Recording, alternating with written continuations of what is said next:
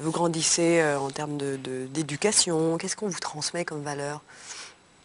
Écoutez, je crois que tous ceux qui sont arrivés d'ailleurs, les parents ont eu un souci d'intégrer, de faire en sorte que leurs enfants s'intègrent. J'en aurais discuté avec des enfants d'origine polonaise, juifs qui ont fui la Pologne. Arrivé en France, il fallait s'intégrer à la société française et gommer, effacer toute cette histoire précédente.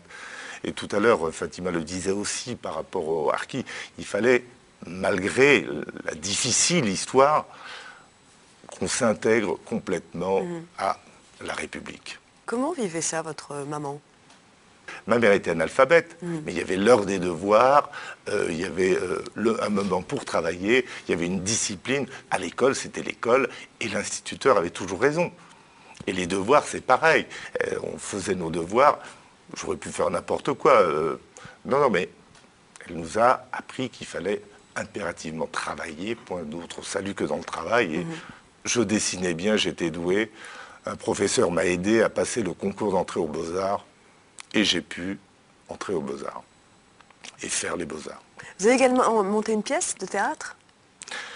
Alors après les Beaux-Arts, on s'est retrouvés comme ça avec des copains, des copines. Et on repensait à nos histoires, à nos histoires communes. En toile de fond, la guerre. Et on s'est dit qu'il fallait peut-être se réapproprier une mémoire. C'est vrai qu'on avait très peu de dialogue avec les parents. On était dans le non-dit. Qu'est-ce qui s'était passé? Je veux dire, on était comme ça dans le mutisme. Dans le noir. Hein. Oui, non, mais c'est tout le paradoxe entre l'Algérie, la France, enfin... on s'est dit qu'il était temps un peu de nous mettre en scène, de nous raconter. Et on a créé la troupe Caïna. On venait de tout horizon, hein, des artistes, des comédiens, des non-comédiens, chômeurs. Et on a écrit et mis en scène un premier spectacle qui s'appelait « Pour que les larmes de nos mères deviennent une légende ». C'est un poème. Ouais, c'est symbolique. L'idée, c'était de voir ce qui se passait, de raconter ce qui se passait en Algérie, ce qui se perpétrait ici, dans les traditions. C'est-à-dire qu'une gamine à 12 ans qui s'entend dire « Tu ne vas plus à l'école, on va te marier », avec tout ce que ça suppose de conséquences. Je veux dire, la fugue ou le suicide, ou enfin bon. Et puis, il y a eu on a tourné pas mal en France et même en Algérie. Ça a été moins bien accueilli, mais bref. Et le second spectacle s'est appelé Famille Benjeloul en France depuis 25 ans. Je vous parle de ça, c'était il y a 25 ans. Bon.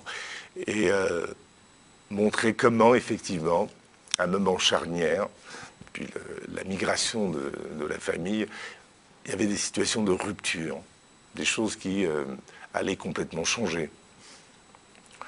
Donc ça a été des moments comme ça, d'œuvre collective, je dirais, des moments très forts. On va passer à votre art et aux 21 enfants du monde. Les enfants du monde. Les enfants du monde, c'est une sculpture monumentale, qui a été installée à Paris en 2001. C'est la sculpture contemporaine la plus importante installée. Et là, j'aurais mis que 30 ans à réaliser les enfants du monde. En fait, j'ai fait le tour des villes du monde en me promenant. Et au-delà des paysages, ce qui m'intéresse, c'est la peau des rues.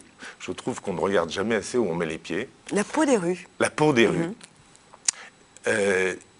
On pourrait croire que tous les bitumes du monde se ressemblent, et pourtant, d'une ville à l'autre, les signes distinctifs, c'est la plaque d'égout, c'est la grille d'arbre, c'est pour moi comme un tatouage sur la peau.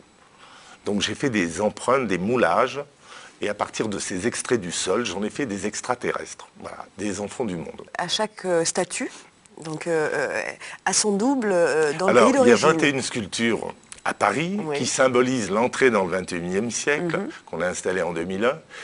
Et chacune de ces pièces a un double qui repart dans sa ville où je suis allé faire ses empreintes. L'idée était de prendre à la rue et de rendre à la rue.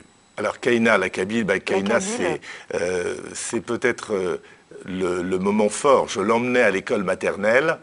Elle a lâché ma main pour aller rejoindre ses petits camarades dans la cour et y former une ronde. Et je me suis dit, tiens, tous ces petits gamins emmitouflés dans des bonnets, des écharpes, des doudounes de toutes les couleurs, je me suis dit, tiens, les enfants du monde. Il y a l'africaine? L'africaine. Alors je reviens de Ouagadougou où on est allé inaugurer le double de l'africaine, donc qui est reparti dans sa ville. Et c'était très émouvant parce que autant dans des villes... Là, c'est la cérémonie... Voilà, c'est la cérémonie d'inauguration avec le ministre, le maire, les chefs coutumiers. Et ce qui est assez magique et émouvant, c'est qu'on vous dit partez tranquille, on veille sur l'œuvre, on la protège. Et là, ça a été vraiment un moment magique. Vous êtes français? Moi, je suis français, oui. Parce qu'il paraît que vous, en 98, vous êtes aperçu que vous n'aviez pas de papier. Oui. Qu'est-ce que c'est qu'être français? Moi qui me croyais être un petit français comme tout le monde, la guerre éclate, hein, on découvre qu'on n'est pas français, mais français indigène ou algérien. L'indépendance arrive. Je suis mineur, je reprends la nationalité de mes parents. Ensuite, je suis appelé au service militaire en France. Une carte d'identité militaire me donne une carte d'identité française, un passeport, une carte d'électeur. Adulte, je vote. Et un jour où je demande, et c'est il n'y a pas très longtemps, un certificat de nationalité, je m'entends dire que je ne peux pas prétendre à la nationalité française parce que mon père aurait dû faire une déclaration recognitive quand j'étais mineur. Aberrant, quoi. Et donc je découvre que des milliers de gens sont dans ce cas, qu'ils soient d'origine maghrébine ou vietnamienne. Bien sûr. Donc c'est quand même... Donc là on se dit, allez, mon nom est inscrit sur le monument aux morts des maquis de la Montagne Noire. Des gens ont payé un lourd tribut pour la France, d'autres en Algérie. À un moment, on vous dit, non, vous ne pouvez pas prétendre à cette nationalité. Prétendre. En plus, prétendre, ce oui, mot. prétendre. Donc, là, on revient de loin. Et on se dit, bon, je suis un extraterrestre. Après tout, heureusement que l'art existe et qu'on s'assume pleinement. Et je mesure combien ça peut être difficile à tous les niveaux dans la vie professionnelle. Je comprends que les préjugés soient tenaces. Comme disait Einstein, il est plus facile de briser un atome que des préjugés. Merci beaucoup, Rachid Kimoun. Où est-ce qu'on peut voir votre art? Où est-ce que vous exposez? Alors, je pars pour La Réunion, où je fais une exposition, là, au mois de juin. Cet été, je suis dans le Luberon. Il y a un festival qui s'appelle Art et Gastronomie. La cuisine et l'art font bon mariage. Donc, je suis à la Bastide de Cap-Longue. Et puis, à la rentrée à Paris, dans une belle galerie qui est dans Marais, la galerie Meyer-Le Bihan, où là, je vais montrer toute une série de pièces récentes. Très bien. Merci beaucoup encore Merci à vous. de partager un petit peu votre histoire.